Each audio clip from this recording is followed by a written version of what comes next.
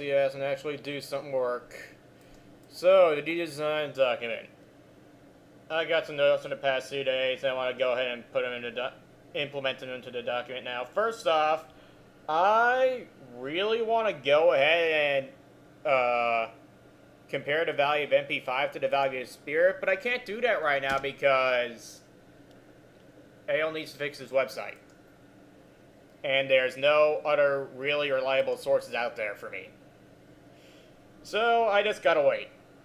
So, next up, I am going to add a new stat to the game to ease itemization for arcane mages, shadow priests, and affliction warlocks called dot/hot effectiveness. The actual description will be equip increases the effectiveness of your damage over time and heal over time spells by 1%. Well, by X%, usually 1. Which costs 1/8 of the stat per character level, that is 7.5 by 60, and it's calculated after percentage bonuses and penalties to all damage or healing dealt, and so it stacks multiple of time, but there's a hybrid stat that deliberately costs as much as the cast stat since it has little use for hybrids and physical damage dealers, even survival hunters. This stat is intended to be desired only by arcane mages, affliction warlocks, etc., etc. Short description is plus X% dot/hot power. This will not be present on suffixes anyway. New suffixes. This goes up here. Wait. Resistance, penetration.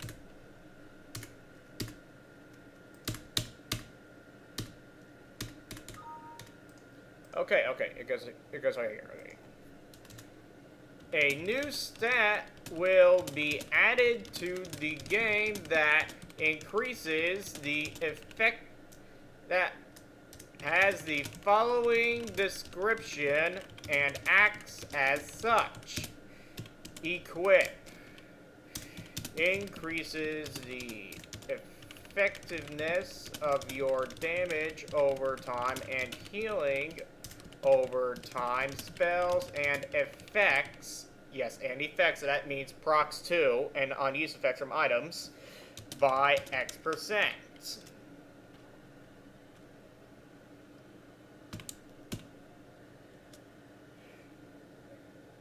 Which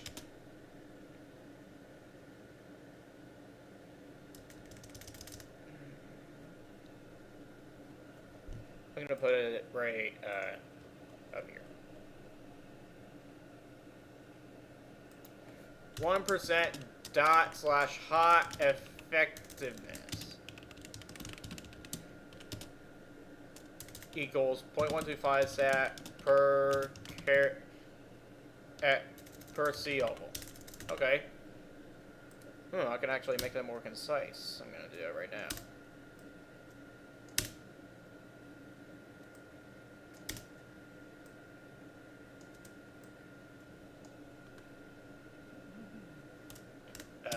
That's putting a slash there seems a little misleading. I do want to make this a little more concise, make it a little less intimidating to read. Just a little. File size is nice and nice up too.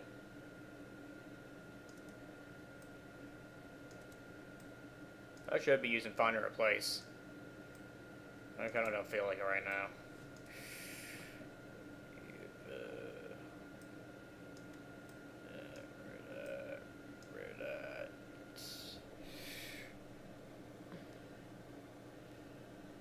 Okay, that's better. Yes, it's going to make it much easier to itemize stuff for Shadow Priests, Arcane Mages, and Affliction Warlocks. And why Arcane Mages and Affliction Warlocks? Because Arcane Mages are now just a spec that, when deeply invested into all the way down to Arcane Power, you just spam Arcane Missiles and any proc presence of free presence of mind, such as not trigger or abide by the cooldown of presence of mind, which you then spend on a Pyroblast or a Frostball, depending on whether you're off spec into Fire or Frost. And then you just keep spamming more Arcane Missiles. And then Affliction Warlocks, they actually cast Drained Soul instead of Shadow Bolt now, except when Nightfall is up, in which case they use it for an instant Shadow Bolt. because Drain Soul now actually deals more damage per second than Shadow Bolt spam does for a Deep Affliction Warlock. And that wasn't done by nerfing Shadow Bolt. Although it did involve nerfing Shadow Mastery to only affect affliction spells, but it mostly involves buffing the shit out of Drain Soul. Anyway, new stat. Yeah. /hot effectiveness. It'll make it way the hell easier to itemize for Shadow Priest, Arcane Mages, and Affliction Warlocks because they have little to no use for spell crit. So now instead of only having spell damage, spell hit, and resistance penetration to use for them, I can also now use /hot power, a 4th stat, a 4th offensive stat. And that's not counting specific resistance penetration and specific spell damage types. Anyway, I'm going to finish writing in the rest of this thing here. This is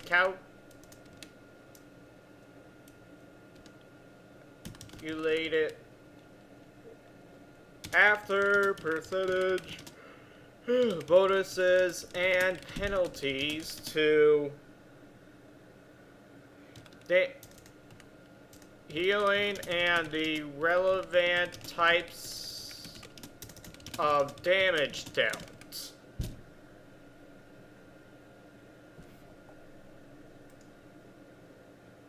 After other percentage bonuses and penalties to the relevant type of damage and healing dealt.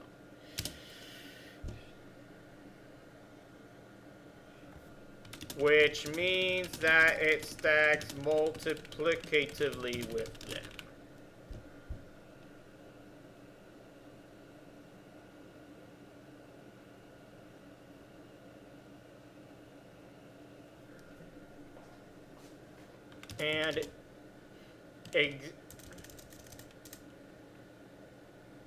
And this stat exists solely exists to make itemizing Arcane Mage, Shadow Priest, and Affliction Warlock items much easier than it'd otherwise be due to their not caring about spell crit. Barely caring about spell crit.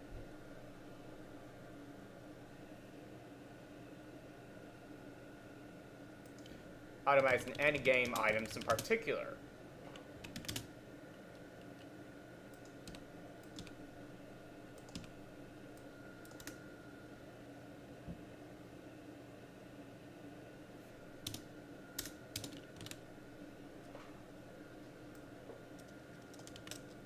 Sets, 5 new sets. Now, where am I going to put this stat on the character sheet?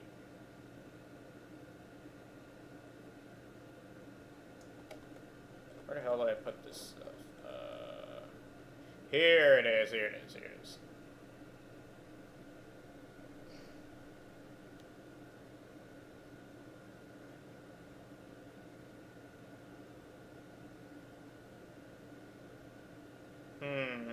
I can't just put it under the tooltip for bonus damage, under magical attributes, and each tab can only store 5 values.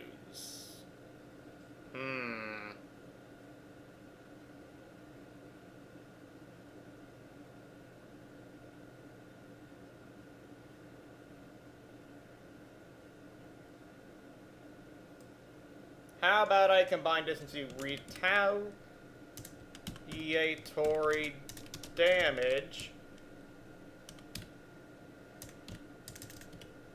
Shows block damage when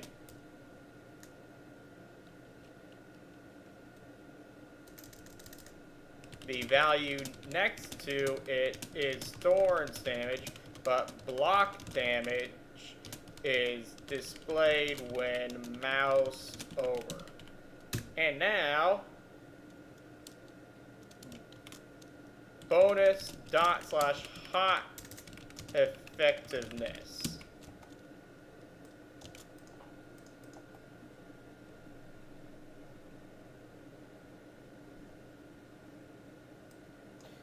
Increased dot slash hot effectiveness. Okay, okay.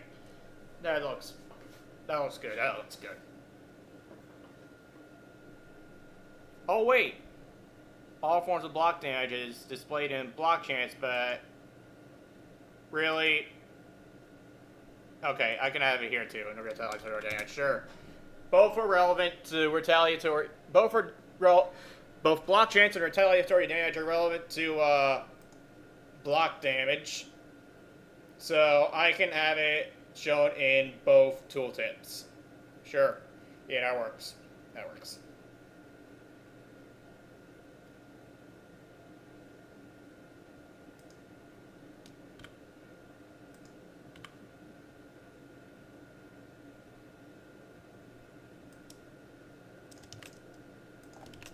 Basic attributes. Alright, alright. It's good stuff. Taste.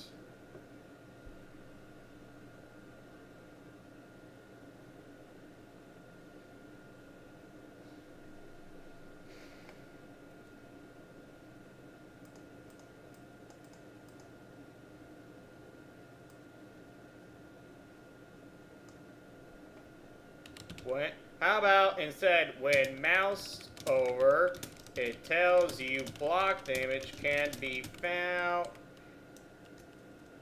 It tells you to mouse over block chance to see block damage. That's better, that's better. Copy. Paste. Wait, no, actually, why the hell did I do that? That's awful. Undo that shit. Okay, okay. Wait. I don't want to confuse people. Some people might look at retaliatory damage and think, is this block damage or thorns damage?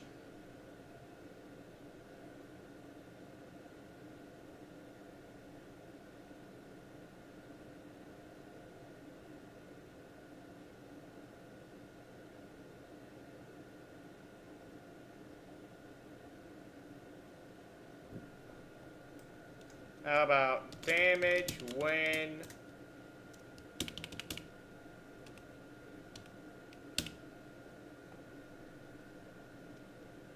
it does the damage and hit? Okay. Copy here. Paste here. Okay, okay.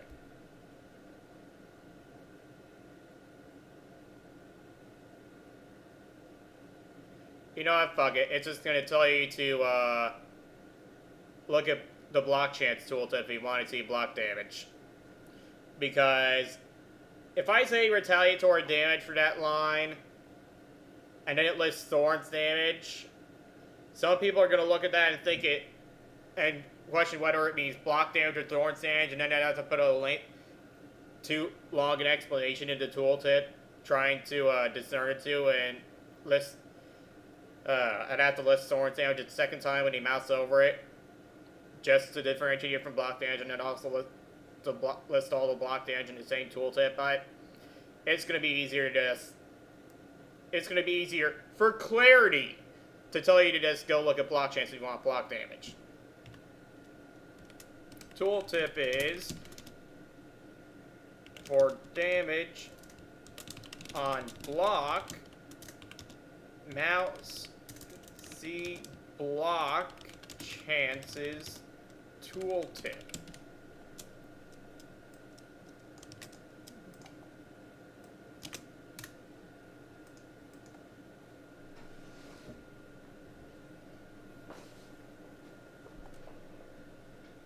Okay. Added a /hot effectiveness stat to the game and changed the character sheet accordingly. This stat increases all dot/hot, the effectiveness, damage/healing done by all dot/hot by a percentage, which is usually 1%, and it has the same value as spell crit, itemization value.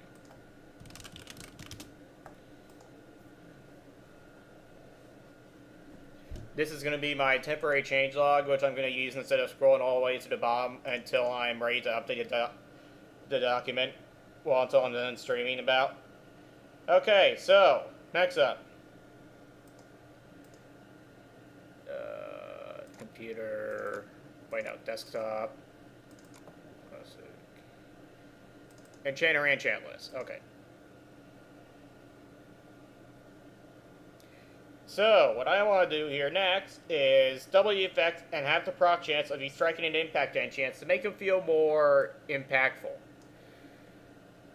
So, simply doubling the weapons might cause me to be off by 1 for some of these enchants, so I'm going to manually recalculate these.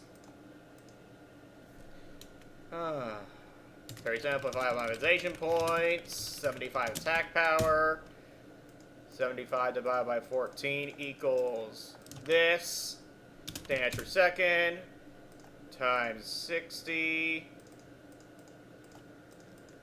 damage every 30 seconds. However, it does not check avoidance because it is baked into your attack instead of being a separate damage value. So it goes down to here. This much damage that doesn't check avoidance every 30 seconds. So, major impact that I have a 2 proc per minute chance to hit for 129 damage rather than the 128 damage it would be if I just doubled the 64 and halved the 2. Now then, divide by 37.5 times 30. This is 103. Superior impact is going to be 2% 2 ppm chance to deal an extra 103 damage. Greater impact, divided by 30 times 92.5, is going to be a 2 ppm chance to deal an extra 77 damage. Divided by 22.5 times 15.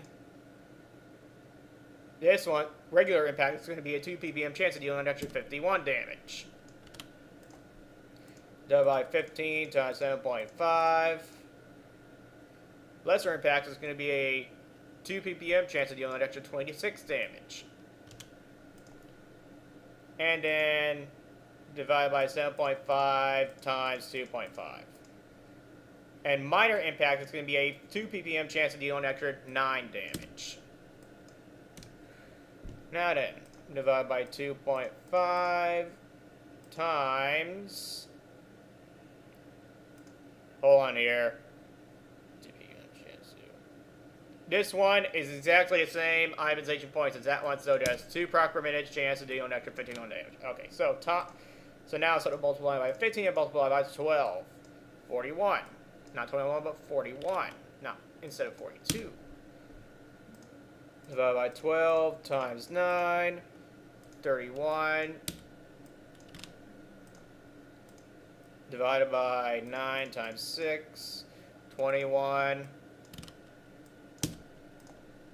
Divided by 6 times 3. 10. And then divided by 3 to get 1 itemization point, which makes this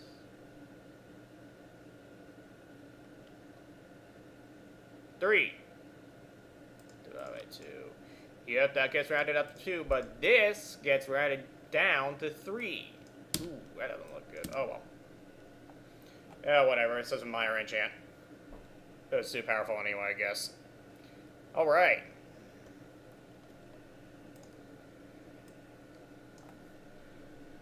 have the proc chance and double the damage dealt by the striking and impact enchants to make them feel more impactful. Alright. Next up, Jewels, Citrine.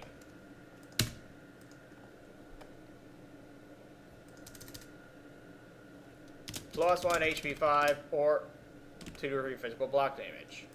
Citrine.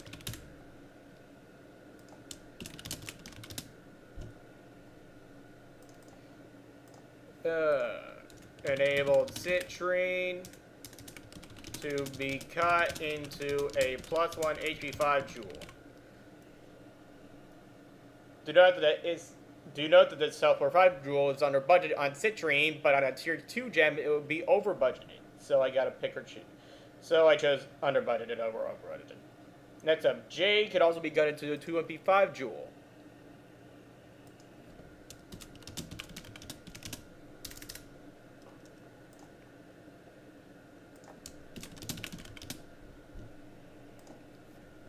Enable J to be cut into a plus 2 MP5 jewel. The limited amount can now be cut into 2 health per 5 jewel.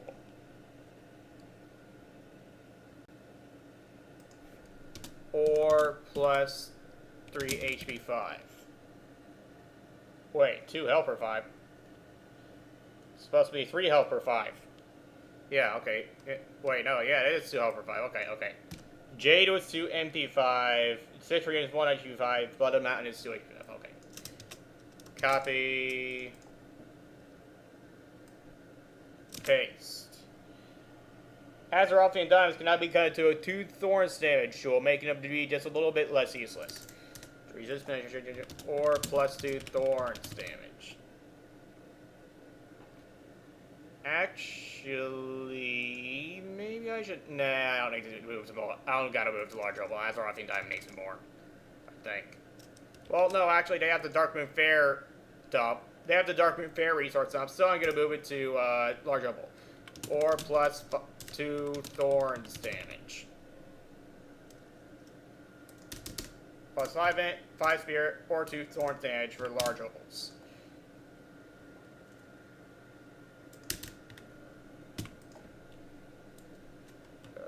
Or plus 2 Thorns damage. Okay. Enable Blood of the Mountain to be cut into a plus 2 HP 5 jewel.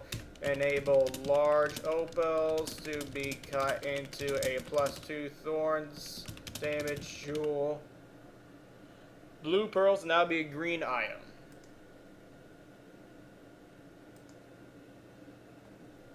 Which are now a green item. Yes, they're now a green item. Copy. Like, it's not a real change, but yeah, it's worth pointing a chance, I guess. Turned blue pearls into a green item.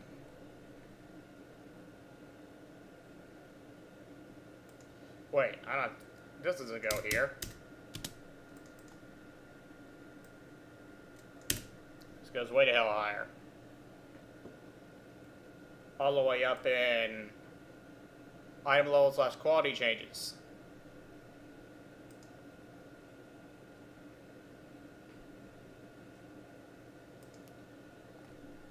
Blue pearls will now be a green item. Yeah, they're just now a green item. Instead of a white item. Hydrocane.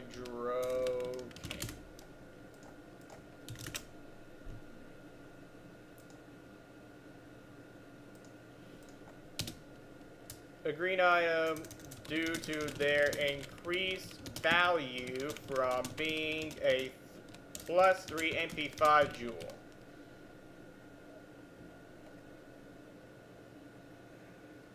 I want to turn these into a blue item due to these particular jewels being over budgeted for tier 4 gems.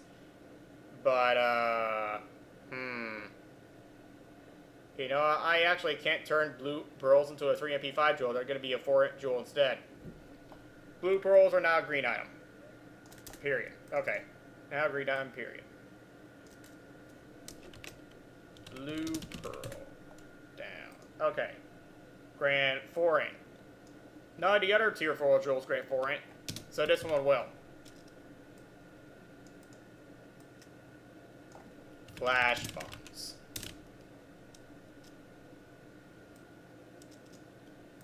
As a re-gift for flash bombs. Copy.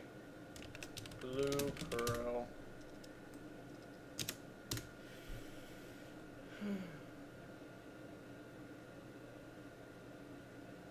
I hope Ale gets back to me soon. Yeah. Distracted. Okay, yeah, blue pearls can be grant 4 int now. Now something else needs to grant 3 MP5. I'm going to move 3 MP5 to large opal.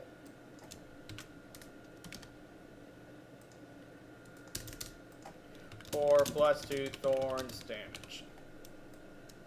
Copy.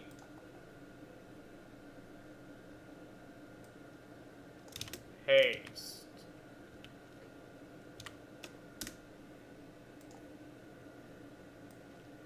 Azerothian diamonds. Enable large opals to be cut into a +3 MP5 jewel.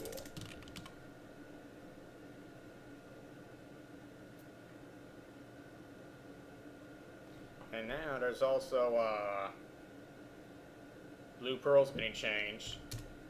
Made blue pearls grants +4 int instead of +3 MP5. It was over budgeted. And I couldn't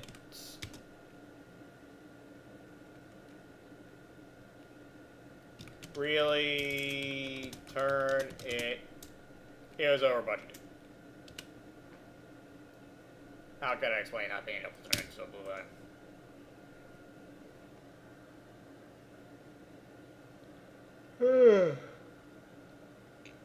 So, the Flashbomb schematic quest will now have a repeatable version, but it'll cost 9 blue pearls for each repeated turn-in, and it'll also scare critters because why not? Now, why did I do that? I don't remember making its quest now have a repeatable version. Oh, yeah, now I remember. It is in case you dump the enchanting profession and then do the quest. It's in case you do the quest, learn the schematic, dump the profession, and then try to get it back.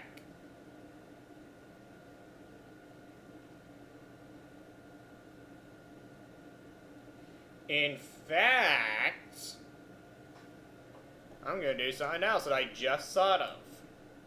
Instead. Well, wait, I just saw a typo, I think. But I can't find it. Damn. Okay.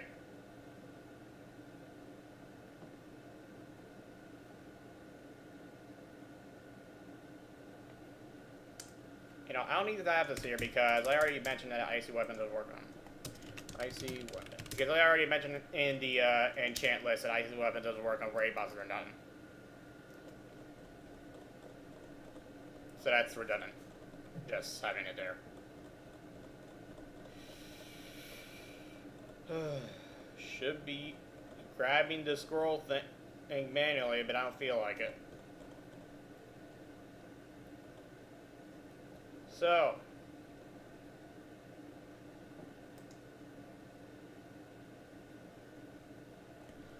all quests that grant you schematics when you finish them will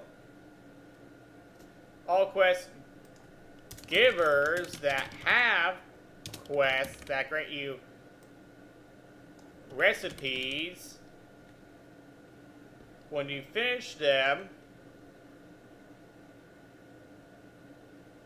will have a vendor dialogue option, dialogue option that is only accessible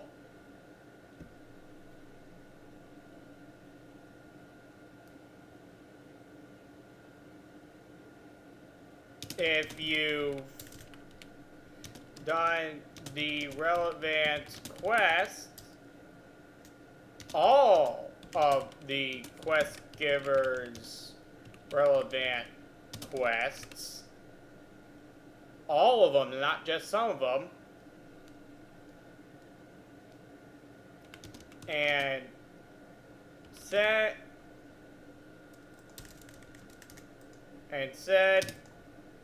dialogue option will open a vendor window that will let you buy schematic BOP versions of schematics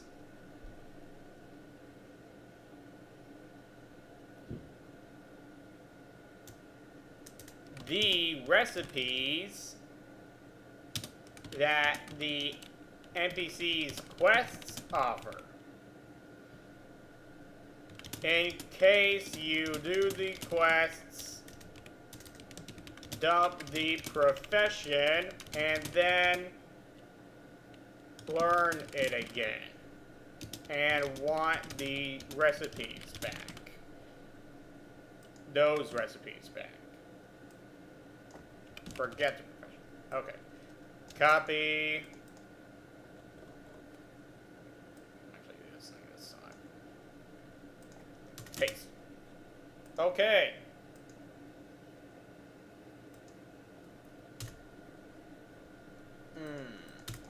Turn blue pearls into a green item.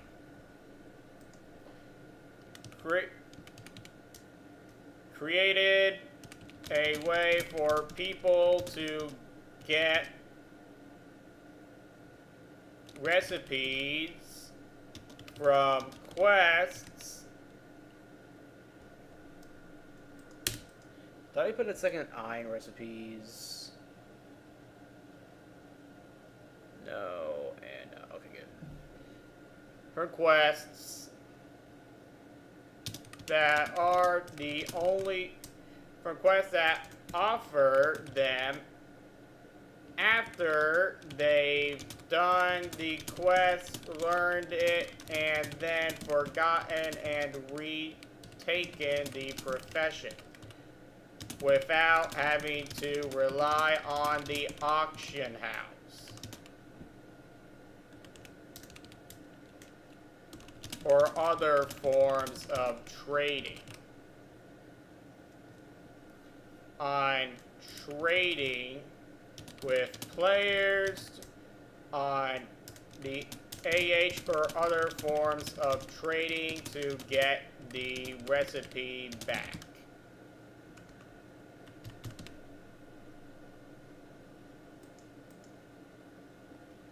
See section number 8, professions, for more details. Oh, and before I forget, Flash Bomb can also affect critters now, because why not? They're just critters.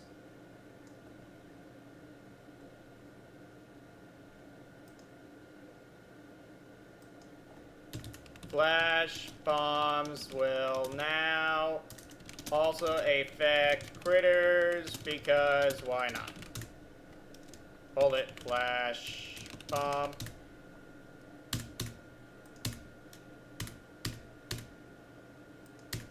Okay, good.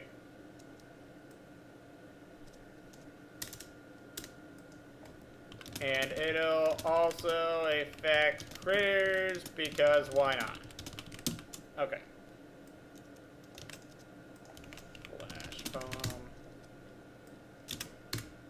I intend to revise the PvP sections this weekend, or before that, but probably this weekend. So I'll get around to it later. Save.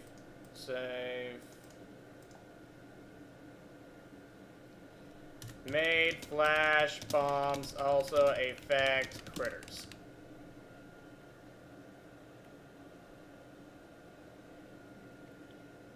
Now then, I did some reading up on lore, and I'm gonna put in a relevant, essentially aesthetic change. Essentially cosmetic change. Okay.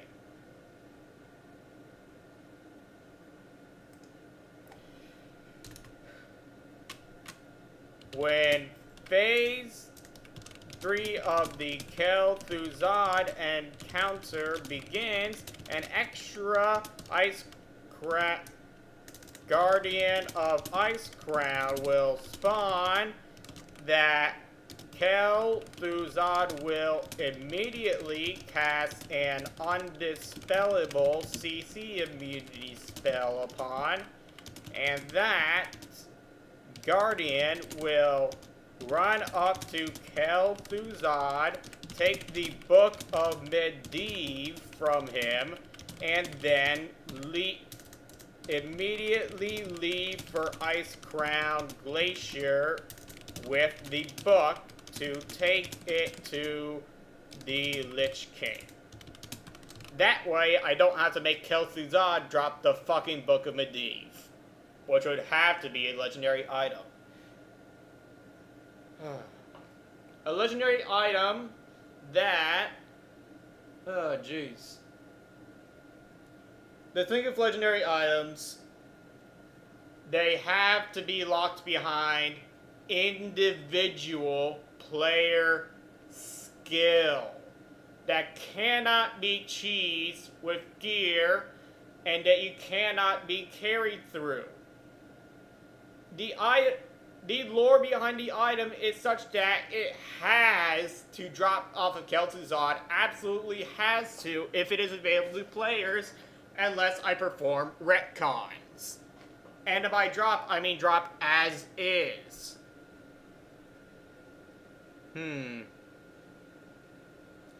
Well, now that I think about it, it could have some powerful bindings upon it, but it could have some powerful bindings on it, but you know what? If there's a Warcraft 4, there's going to be the Book of Medivh in it. And the Lich King, well, doesn't have that amazingly many uses for the Book of Medivh, but someone else might want to take it from him. I don't fucking know. Anyway, all that shit would come after WoW Classic Plus. And no, there will not be an expansion pack after WoW Classic Plus, or it'll be Warcraft 4 instead. That's what I'm planning for anyway. I have not even figured out one single thing about what Warcraft 4 would be like. Other than that, it would come after Classic Plus. I also know jack shit about designing RCSs. Other than how to make them feel fun for casuals to some extent. Like casuals. I am not an RTS player.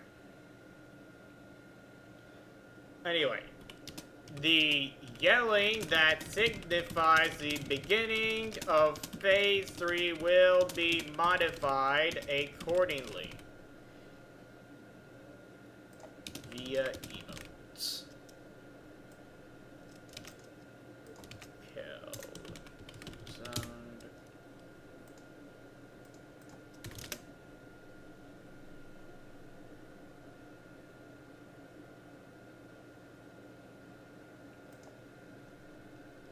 One per ring.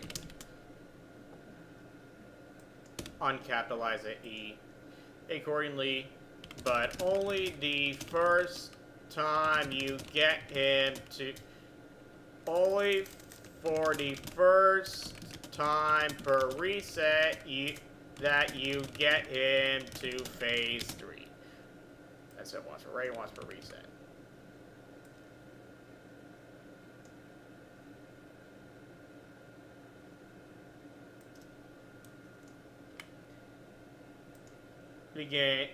When Phase 3 of the Kel'Thuzad encounter begins, the first time during that raid reset.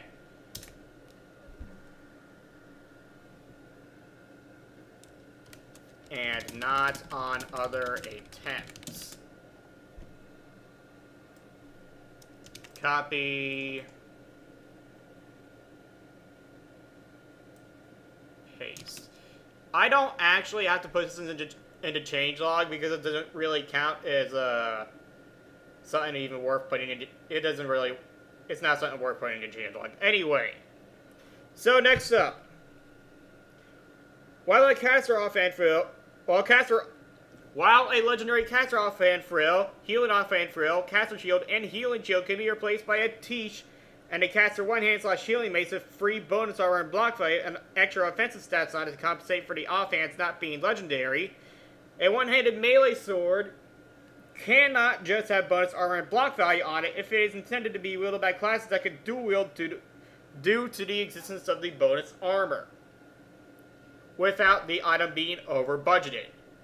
Therefore, a legendary warrior shield has to be added to the game. And the caster's associated one-handed mace will have a total of caster one-hand / healing.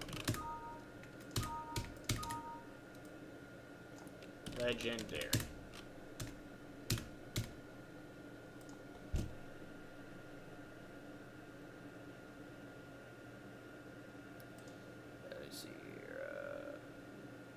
Submace, fast gun, survival hunter staff. Oh yeah, the caster / healing mace.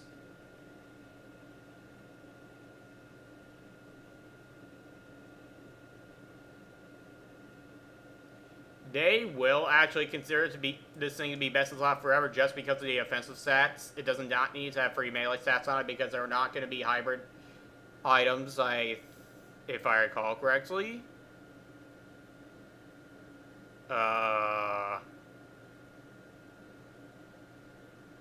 Hybrid weapons. There are going to be hybrid items, but weapons and shields I'm not so sure about. If I recall correctly, there will be no hybrid shields and actually also no hybrid weapons. Yeah, no hybrid weapons, no hybrid shields. No hybrid range weapons either, but why the hell are there going to be any of those? There will, however, be hybrid armor that is not a shield. Plenty of hybrid armor that is not a shield. Just not weapons. I forgot why, but I had a good reason for it, if I recall correctly. So instead of these legendary one-hand caster / healing mace having free melee stats on it,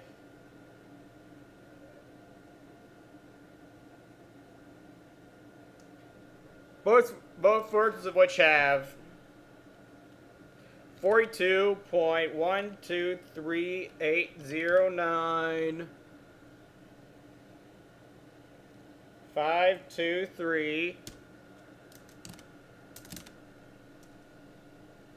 80952 itemization points to make up for the offhand for the shields not being legendary.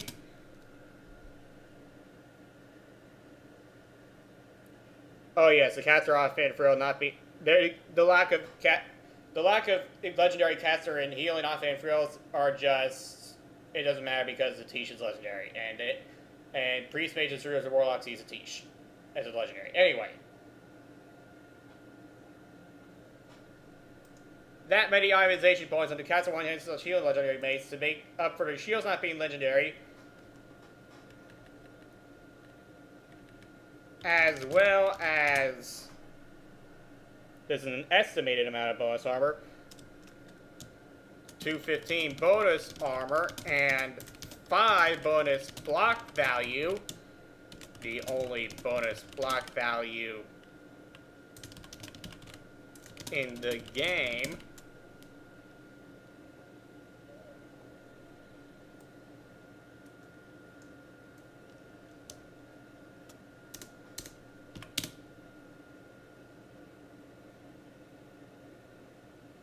To compensate for their shields not being legendary.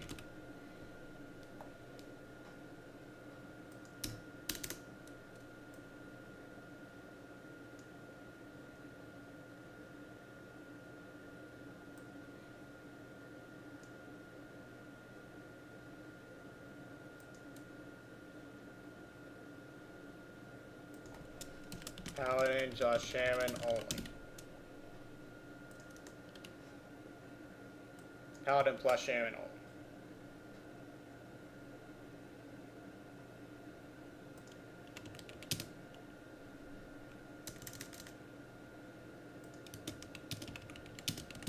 The bonus armor and block value are free stats.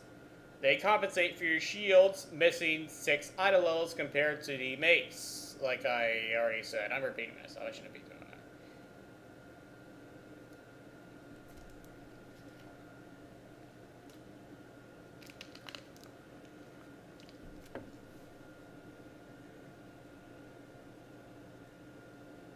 What else? What else here?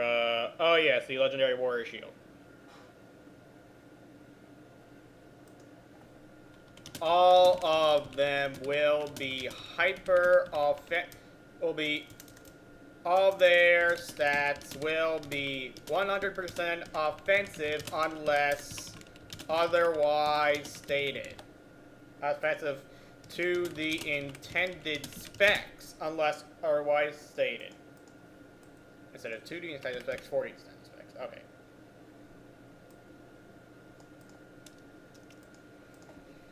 A legendary warrior shield. This shield's stats will be plus 38 strength, plus 5% block chance, and plus 4 bonus armor to spend the remaining itemization points to ensure that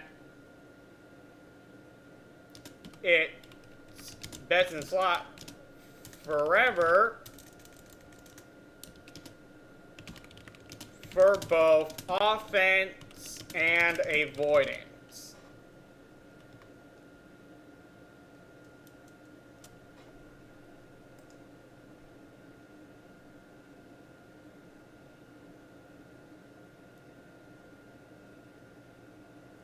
Because it has to be a best in slot for both of those things. Because I don't want somebody to have a legendary shield and then swap to a different shield because it has more avoidance. And I also don't want somebody to have a legendary shield and then swap to a different shield because it lets them generate more threatening raids.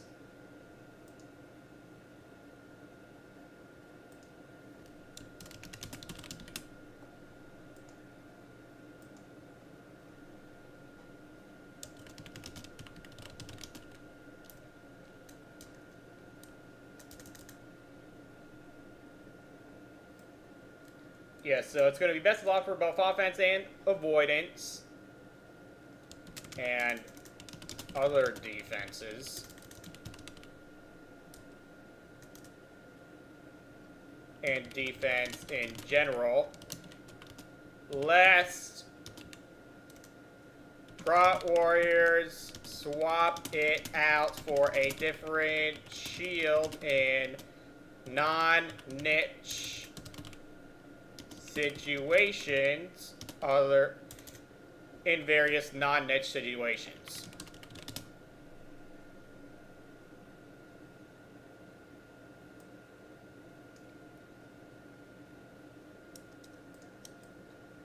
Copy, following, legendary.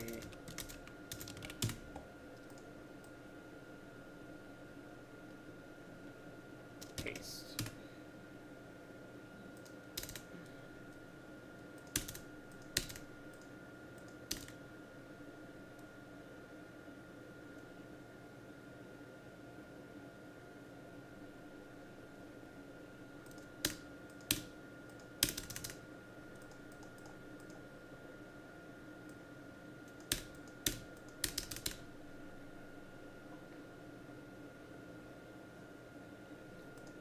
Save.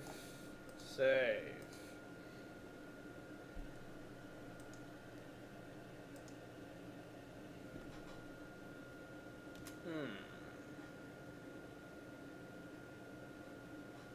Replace the free melee stats on the legendary caster / one-hand healing mace with 215 bonus armor and 5 bonus block value. which is the only bonus block value in the game. This compensates for the paladin or shaman's shield not being legendary.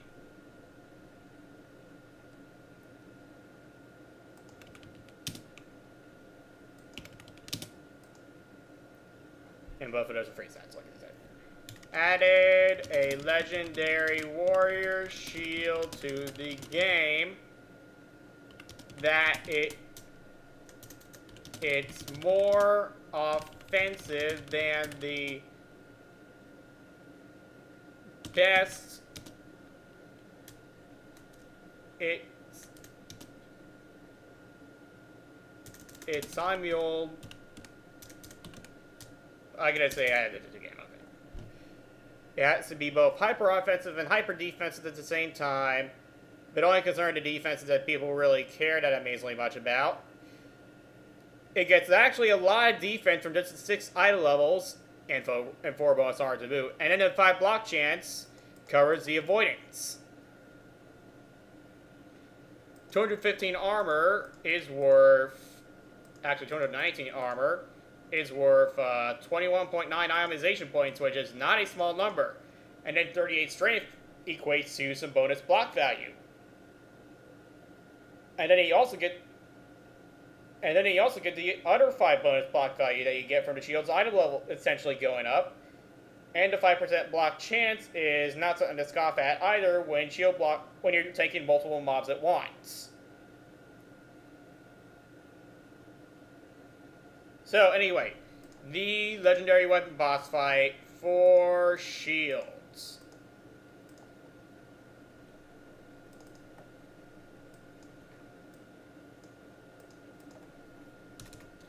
New legendary shield fight. Legendary warrior shield fight. I'm gonna get rid of that word new there. Classes. Warrior. Boss mechanics. I already came up with this fight. Number 1. Basically, you're gonna have to do AoE strafe tanking for 7 minutes straight again while you're tanking 4 NPCs.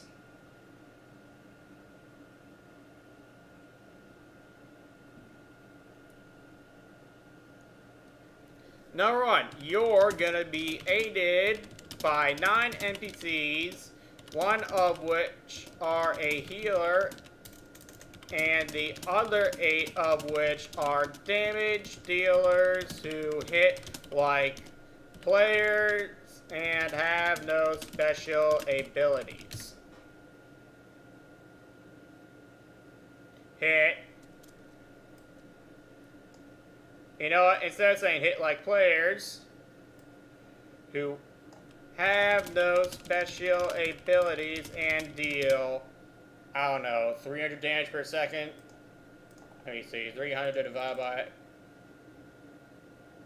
times 2.5. So that's 750 damage per hit. 700 to 800 raw damage per hit. You know what? There's armor. There's armor. Divided by 0.6. 1250. No. Not 1250. So that's 1200 to 1300. 1100 to 1400 raw damage per hit.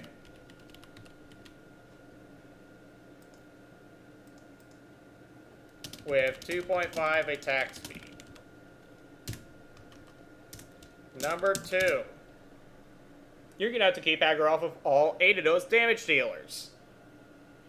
The NPCs aiding you are not elite.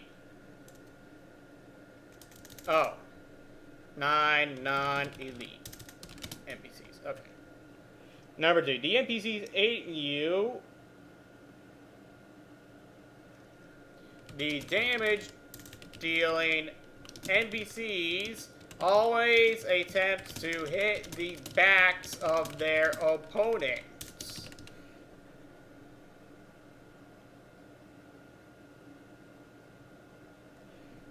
and are prone to, and they only have a few have the defenses of typical non-elite NPCs. And they and the healer only have the defenses of typical non-elite NPCs. Level 60. Non-elite, level 60 NPCs. These guys are level 60. Number 3. No, you want number 2A. The healer NPC aiding you has greater heal and renew as his only abilities, which heal casts on you and the other NPCs, and he essentially has an infinite mana bar, so you don't have to worry about that. Though he can only do so much healing per second.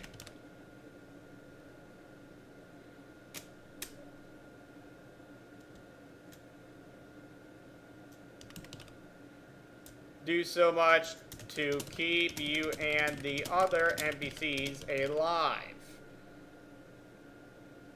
Number 3. The NPCs that you're fighting. Anything in chat? No, of course not. Oh, hey, Saku's in the chat. Oh, hey there.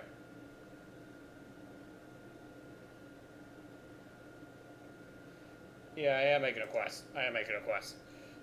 So, number 3.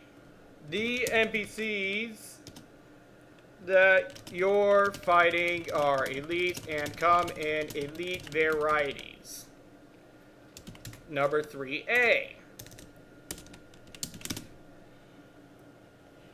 A generic mob that does... Oh. What the hell's going on with me? Yeah, hi, Odyssey. I guess Camera gave you my information. Yes, so number 3A. A generic mob that does a frontal cleave with every attack hitting up to 3 guys for 600 to 800 damage. Number 3B. A mob that can make his next melee hit light the ground on fire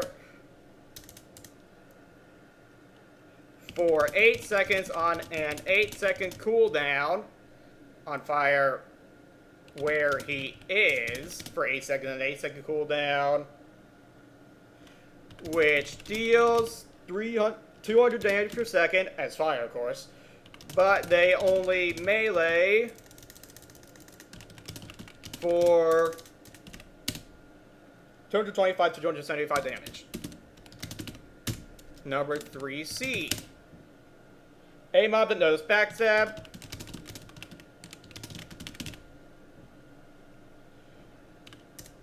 Which deals 2400 to 3600 raw physical damage per hit.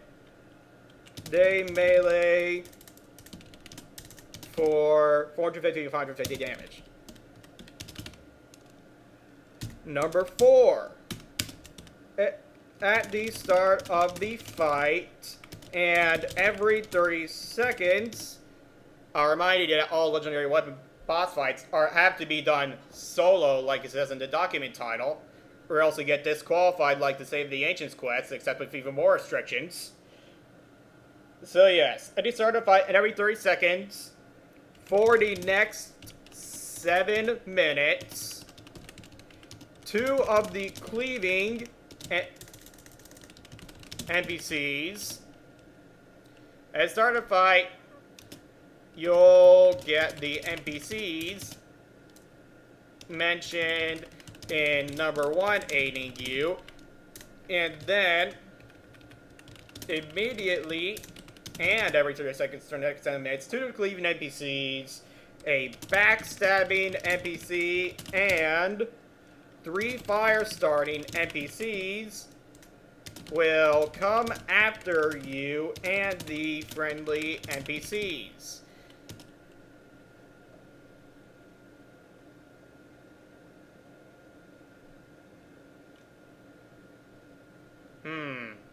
No, actually, 1 fire-starting NPC. 1 fire is enough. 4 decleaving NPCs, a backstabbing NPC, and a fire-starting NPC will come after you, and the friendly NPCs, you have to tank them.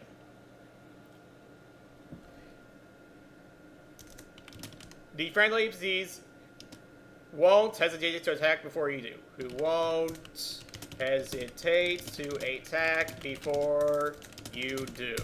Number 5. After all of the hostile NPCs from all 15 waves are defeated by you and the friendly NPCs,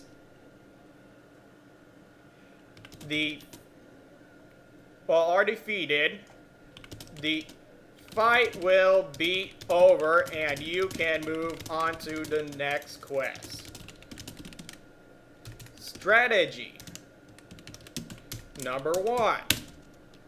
Keep aggro on as many hostile NPCs as possible. As often as possible. Number 2. Keep the cleaving mobs facing away from the friendly NPCs. Number 3. Don't put your back to the backstabbing NPC. Number 4.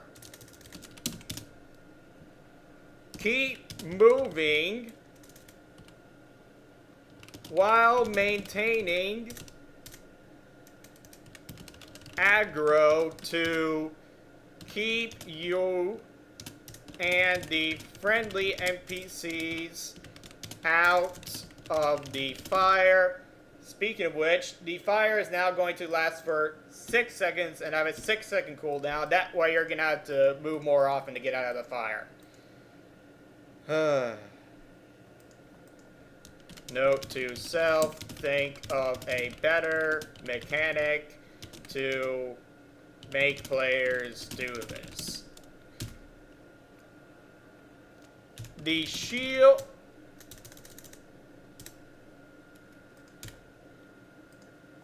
This shield will be a scale of Deathwing, who is retconned to have lost it when he pretended to be defeated by Dalaran in Warcraft 2, and was kept in their arcane vault until it was ransacked in Warcraft 3, and now I don't know where, and now the scale could be anywhere.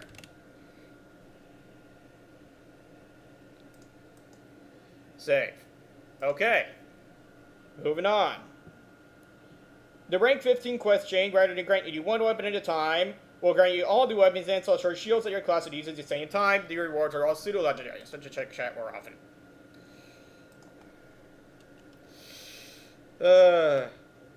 It would be nice to be raiding a few guys again, except Burning Crusade is really not my thing. Anyway. Rank 15 stuff. Rank 15.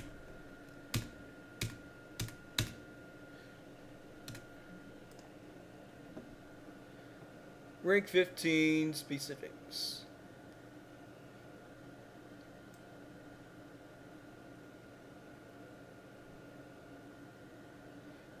Each class will get different rewards from the rank 15 quests, and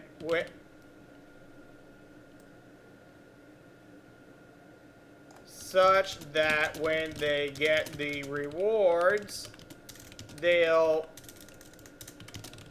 get all of the weapons and shields that their class would care about.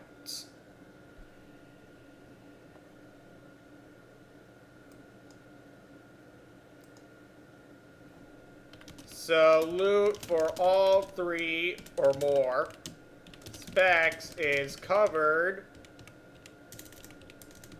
by this quest reward. Copy.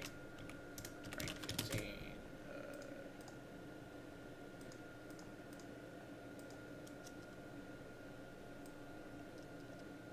Paste.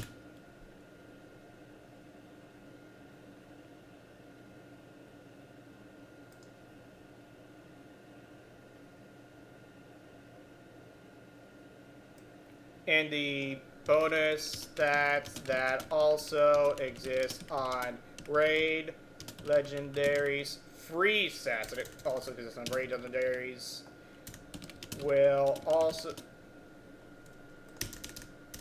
exist on rank 15 items. Copy, paste.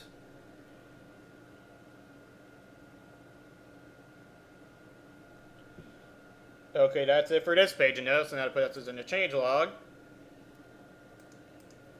And a corresponding solo boss fight that involves AoE strafe tanking.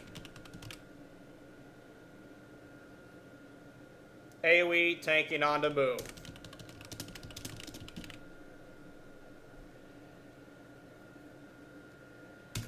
And made the rank 15 quests offer all item, weapons, and shields that your class would care about instead of 1 per quest, meaning that I can have a lot less quests. Rank 15 quests in the game. Which will save me a lot of trouble. Alright, moving on. Next change. Instead of Ignite, Devil Sword Strike, and Natural Healing stacking like other video games generic dots do, I'll make it step by making every application apply a tempered debuff without affecting prior debuffs, instead of rolling it all into 1 debuff.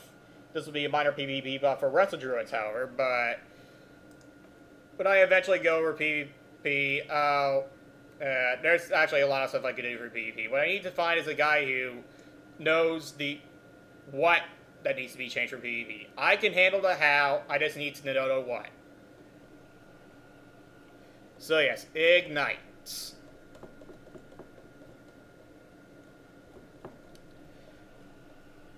Fire Tunnel changes. Ignite will now stack such that Ignite will now produce a new stack which a separate, what was the wording?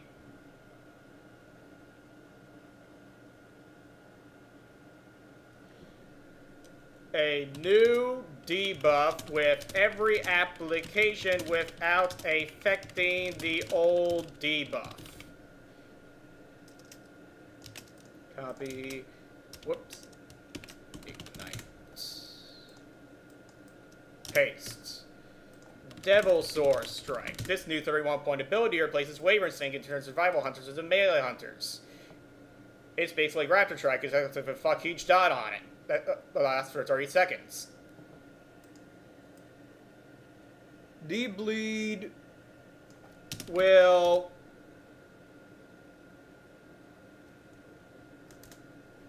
what wording did I use for Ignite? Bleed will produce a new debuff with every application without affecting the old debuff. without affecting existing bleeds. Devil Sword strikes. Bleeds. Copy. Devil Sword strike. Up. I should figure out how to get chat on my phone while I'm using my phone for notes. Can't do two things on my phone at once. Paste. Maybe I should figure out a better system than taking a picture of my notes on the phone that I take off stream. Devil Soul Strike. Next up, natural healing. Natural healing. Spelled it wrong. So to your re-grenades and natural healing, it also causes the druid's critical heals to heal the target for an additional 7% per rank of the amount healed over 15 seconds, in addition to reducing threat from healing, making rest of druids actually care about crit, even if they don't get natural blessing. Into 21-0-3 spec. So, did I just... Oh, okay. I did not make it scale like a knight, stack like a knight, or Devil Soul Strike, but... You know what, I'm just gonna do it anyway to make druids not be afraid of getting repeated critical heals on the same target. Plus, it'll make them scale just a little bit better of crit. It's not quite a 200% effectiveness anyway. Excuse me, it's not quite a 200% effective crit mold anyway. Critical multiplier anyway. So...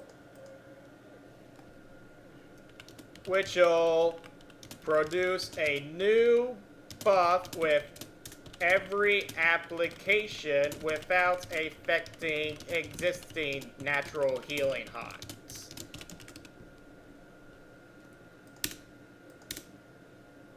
Do note that the debuff limit was increased to 128. Natural healing.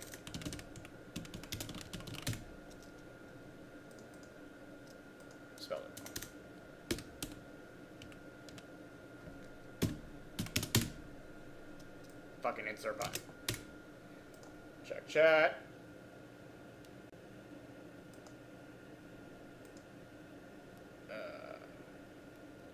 I wish Classic WoW wasn't dead, Vanilla Classic. But I also wish Blizzard wasn't shit at managing everything.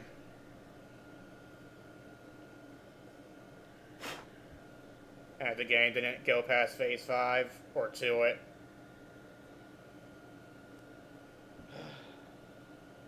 Anyway, the Fiery and Bending enchants will also stack like this.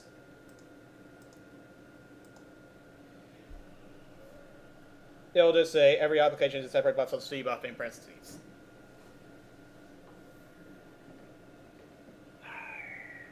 Fiery, fiery, fiery, fiery. Here it is. Oh, I already did that. Okay. I just changed the description here. Every application, actually, I'm just going to leave that alone. Leave that alone. It's already like that, apparently.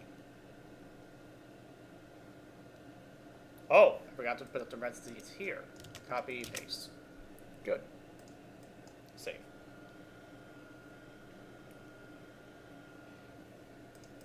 Now, something that I haven't actually figured out yet. Will equipping something that gives you a profession buff, such as a, oh, right, no, I did figure it out. I forgot. Okay, yeah.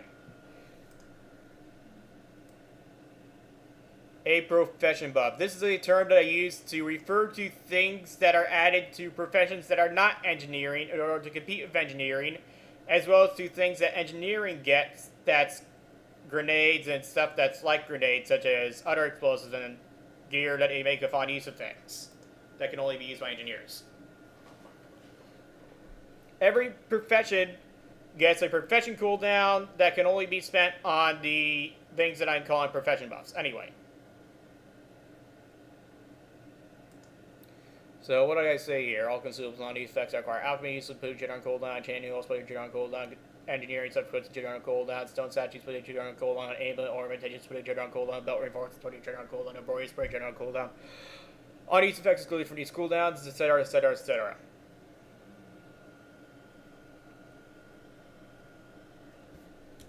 equipping something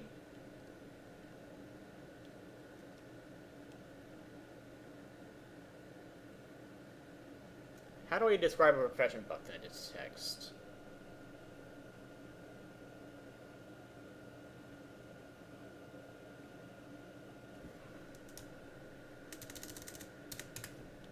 Furthermore, equipping something that grants one of these on use effects won't put the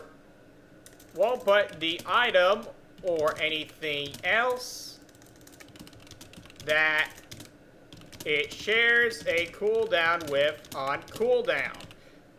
So, for example, if you equip a belt with a red dragon scale belt reinforcement on it, which of course only leatherworkers can use, dragon scale leatherworkers can take advantage of the enchant.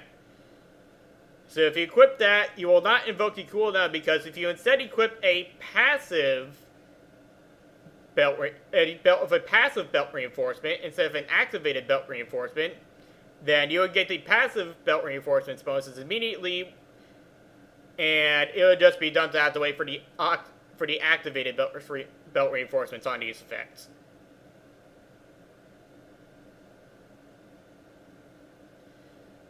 So yes, equipping something that grants one of these on these effects won't put the item or anything else that shares a cooldown with on cooldown. That is not actually a change, it's just missing an intention. So, Mooncloth. I can just control that Mooncloth somewhere. Taste. Okay. Now, next up. Heavy Murloc Scale Belt Reinforcement not only grant 10% swim speed, and Slimy Murloc Scale Belt Reinforcement not only grant 5% swim speed. Okay. Scrolling down to belt reinforcements. Again, these are belts enchants that only leatherworkers can take any advantage of in any way, shape, or form. The passives do absolutely nothing if you're not a leatherworker of the prerequisite skill, and the on-use effects are not usable if you are not a leatherworker of the prerequisite skill and / or specialization. Specialization also applies to passives. So, Slimy Murloc Scale. This goes on to 5% swim speed. Heavy Murlocs. Wait a second. Heavy Murloc Scale. Oh, I thought it was called Heavy Murloc Scale. It's called Thick. Okay, Thick Murloc Scale. 10% swim speed. Wait.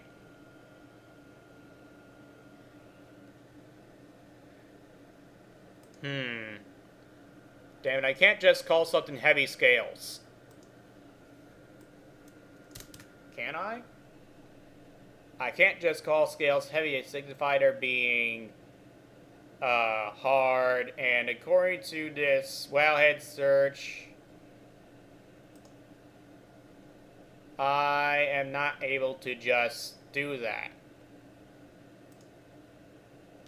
Wait, I can just sort by type. Bag advantage plans. Junk. Heavy solicit carapace doesn't count. Hides up. Oh, heavy scorpion scales. I can just call it heavy. Okay.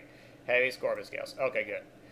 So I'm gonna first rename Thick Murloc Scales to Heavy Murloc Scales. Then after Heavy Murloc Scales, I can add Thick Murloc Scales and Hardened Murloc Scales.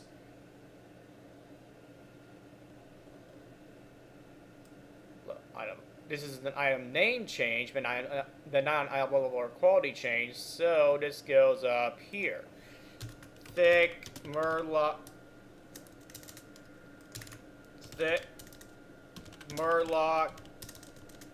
Scale will be renamed to Heavy Murloc Scale. Since new items called new and higher level items called Thick Murloc Scale will be added to the game. See,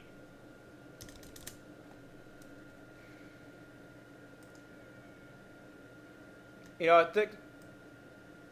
Actually, all these changes will go here. Thick Murloc scale will be renamed to Heavy Murloc scale. A new item called Thick Murloc scale will be added to the game, which drops off of level 39 to, what was it, 50 Murlocs, and can be used for a few leatherworking patterns.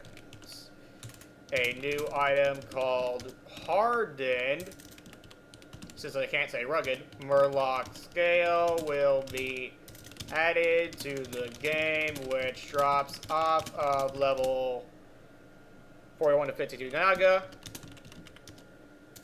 and can be used for a few leatherworking patterns. Wait, higher Murloc scale? No, this is supposed to be Thick Naga scale. Thick Naga scale. A new item called Hardened Murloc scale will be added to the game. I should read chat more often. Will be added to the game, which drops off of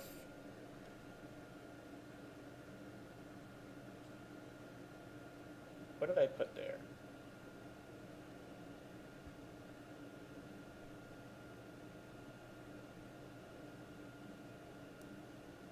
So 51 to 63 Murlocs.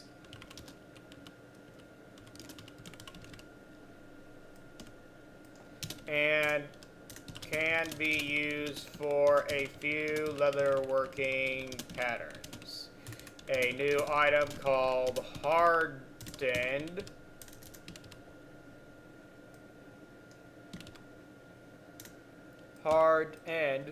Naga scale will be added to the game, which drops off of level, that's supposed to be a 5, level 53 to 63 Naga, and can be used for a few leather working patterns.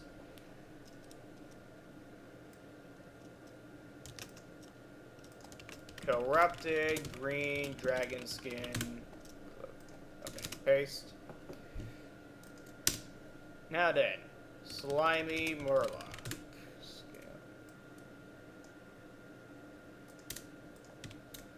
Make sure it doesn't automatically scroll back up.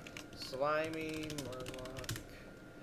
Now, to redefine these finish redefining these belt reinforcements. So, Slimy Murloc scale, 5% swim speed passively. Thick Murloc scale, 10% swim speed passively. Naga scale, 40% swim speed for 30 seconds on use, 2-minute cooldown. Next up. Yeah, I already did that there. New belt reinforcement called Thick Naga scale, 230 skill.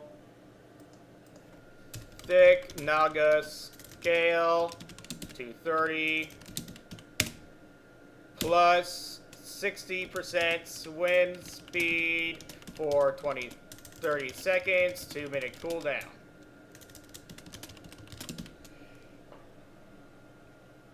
Thick Murloc scale, 225 skill. Thick Murloc scale, 225. Oh, that reminds me. This thick right up here needs to be changed to heavy. And Thick Murloc scale. It makes something called Thick Murloc armor, which I'm going to need to rename to Heavy Murloc armor. Rename. Actually, I'm just going to do that right now.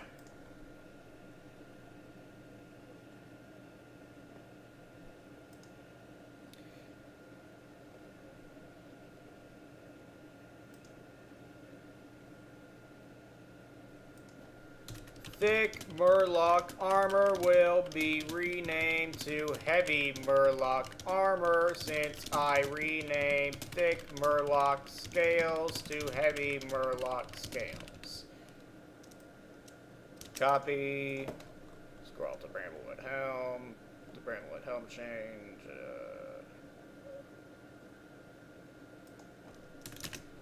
which requires black lotus oil instead of bloodbinder crafts, so it'll be on all 63 karat loaf with a blue item instead of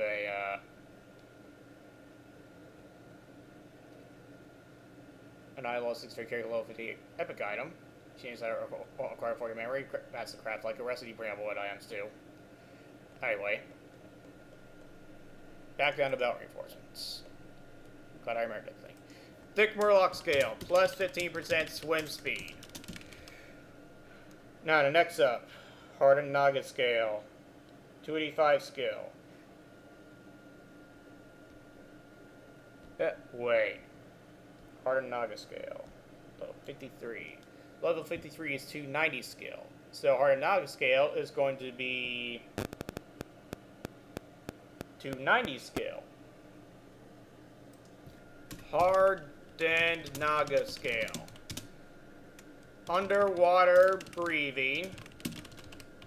Plus 60% swim speed for 30-second, 2-minute cooldown. The underwater breathing is passive. Oh, and 290 skill it requires. Thick Murloc scale. Hardened Murloc scale is not 290, but let me see. 295 is 54. Minus 5. 290 is 53. 285 is 52. 280 is 51. 275 is 50. Hardened Murloc scale 275. Plus 15% swim speed, underwater breathing. Passively.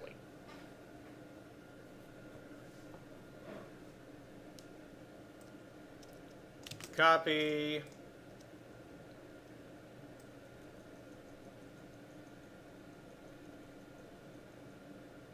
Paste. Any formatting errors? One formatting error. Okay. Paste. Save. Okay.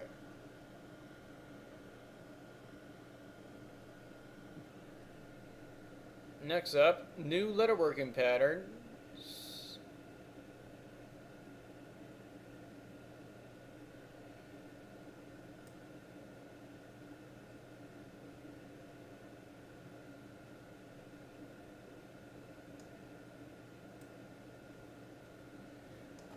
New patterns will be added that make use of.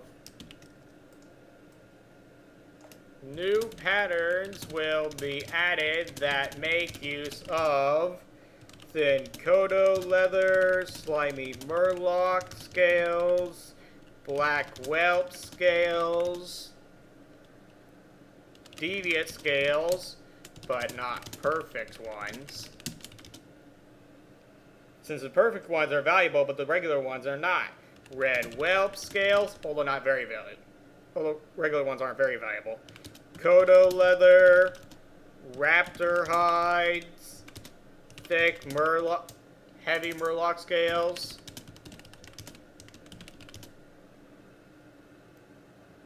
green whelp scales, Naga scales, thick Murloc scales, thick Naga scales, hardened Murloc scales, and hardened Naga scales. And what else? Heavy Kodo leather, long elegant feather. Heavy Kodo leather, long elegant feather actually goes after thick Naga scales because it's higher level. Long elegant feather. Wait a second, long elegant feather. Isn't that right? Here. Oh, long tail feather. Jeez, I gotta do long tail feather too. Row scales, long tail feather comes before raptor hide. Long tail feather. Long elegant feather. Okay, what else? Jet black feather. Yeah, just that stuff. And then for tribal letter workers, thick wolf hide, jet black feather, warbear leather, and chimera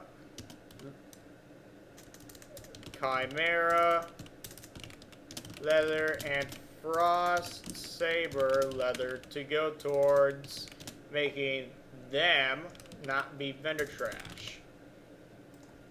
To go towards making them not be vendor trash. Amazing chat. No, not right now. Oh, I should have paid more attention earlier.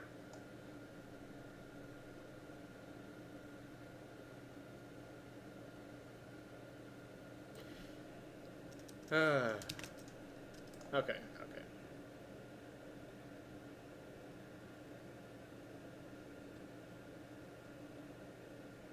Where the hell was it?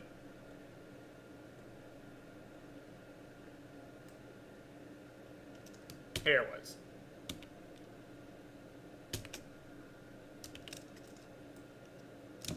No, right there it was. There it was. Okay.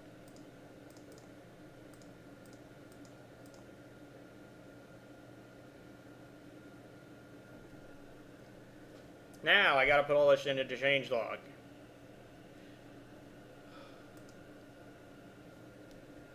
Edit. Renamed. Actually, this goes above the stat edition. Renamed thick Murloc scales to heavy Murloc scales. Added thick Murloc scales, hardened Murloc scales, thick Naga scales, and hardened Naga scales to the game. As level 40 ish slash 50-ish crafting regans for leather workers.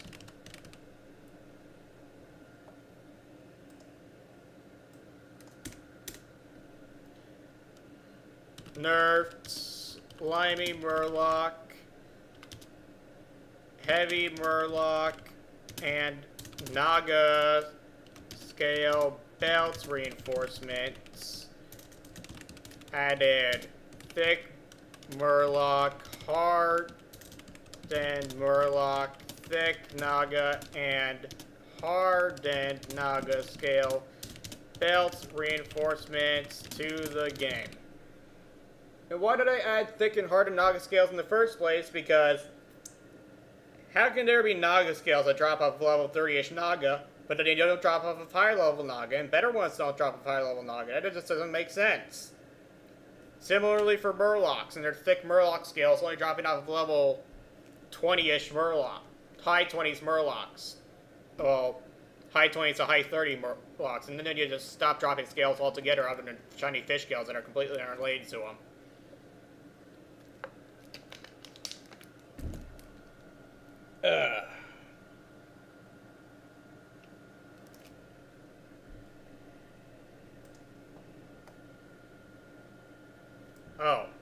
Actually, Chimera and Frost Saber Letter already have enough recipes.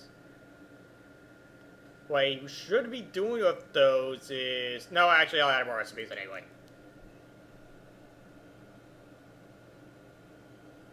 And when I get around to re-itemizing Frost Saber Letter Armor, it's all gonna have frost resistance, some offensive stats, and no shadow resistance at all, because why the fuck would I have shadow resistance?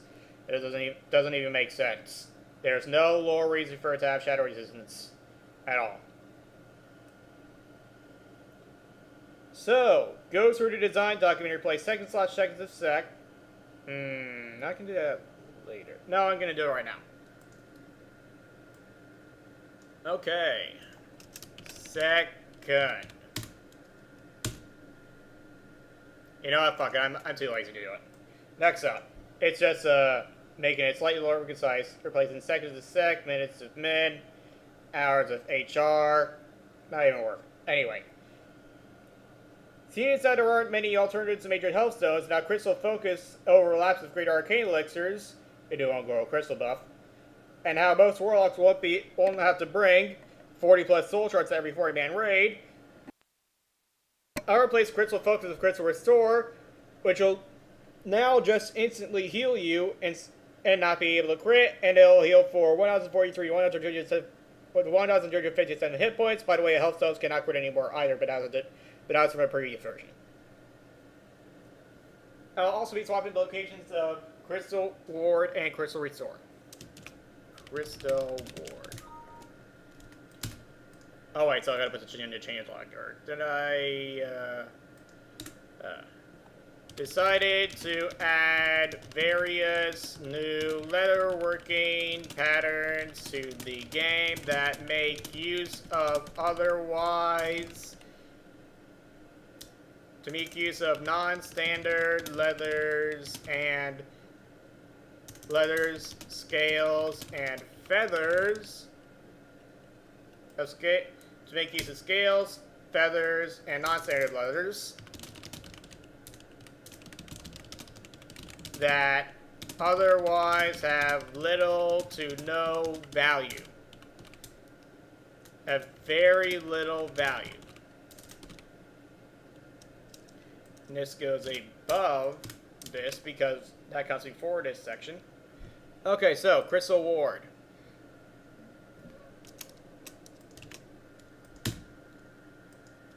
Crystal Focus. Where does it say Crystal Focus? Crystal Focus. First, I delete it from the world buff list because I'm removing it from the game because it doesn't need to exist since it overlaps with Greater Arcane Elixirs. Now then, Crystal Focus. Crystal Ward. A plus 300 armor buff. And now Crystal Ward here is going to be replaced with Crystal Restore. That shares a cooldown with health stones and heals you for, what was it, 1043, 1357 hit points, can't crit, respectively. Copy, up, paste. Now then, I'm gonna remind. Now then, I gotta remember to reference what health stones share a cooldown with, if I didn't already do it. I forgot if I did or not. Health stone. The following items shall share cooldowns to generate only generate with the cooldown invoked on all the items being equal to the cooldown of the triggering item. I remember to put the Thistle Seed there, good. Oh, I forgot to put Unconscious Stigrat. Unconscious Stigrat. And now that I added Crystal Restore back to the game, I'm going to put Crystal Restore here. Crystal Restore. Copy. Health Stone.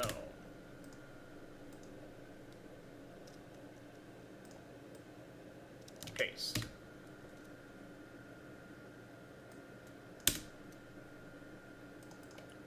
Now I put a reference in the Warlock section to that. To just that. Which subsection is this in? It is under unequipable item change. No, wait, it is under other changes. In section number 3, items, it is under other.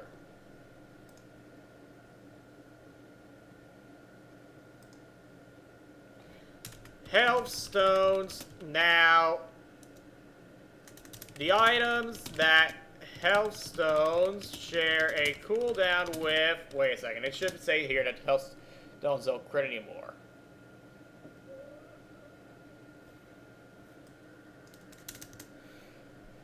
Health stones no longer be able to critically heal unless I have to bounce items that it shares a cooldown with around health stones to be able to critically heal. Said items will all have to be around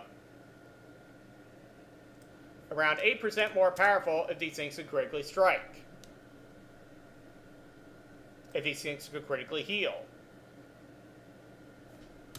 Health stones will now only share a cooldown, their cooldown with the items listed under section, under other in section number 3 items. Under the relevant entry in other under section 3 items.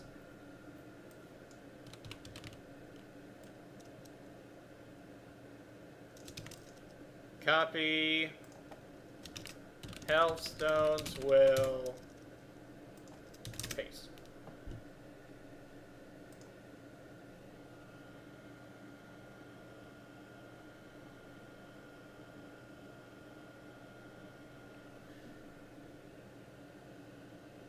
Class buffs, class buffs. This goes right after the PvP section. Okay.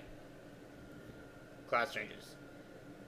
Remember to make health stones and unconscious stuff that health stones share a cooldown with include unconscious dig rats. Now, I've gone through all my notes for the past 2 days, and before I end the stream, I want to say something here. I would give Warlocks Ritual Souls in the Burning Crusade, but now that you can just get Whipperroot Tubers and Knight's Dragon Breath and Dark and Demonic Runes and Elemental Protection Potions, and now Crystal Restore instead of a Health Stone, since those all share a cooldown of Health Stone, Warlocks won't have to bring as many Soul Shards to raids because people can just bring their own Whipperroot Tubers or Crystal Restores or even Elemental Protection Potions instead of relying on a Warlock to give them a free Health Stone. So yeah. Cut.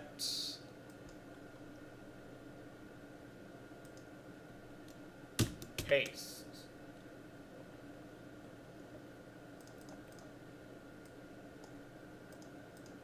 Paste.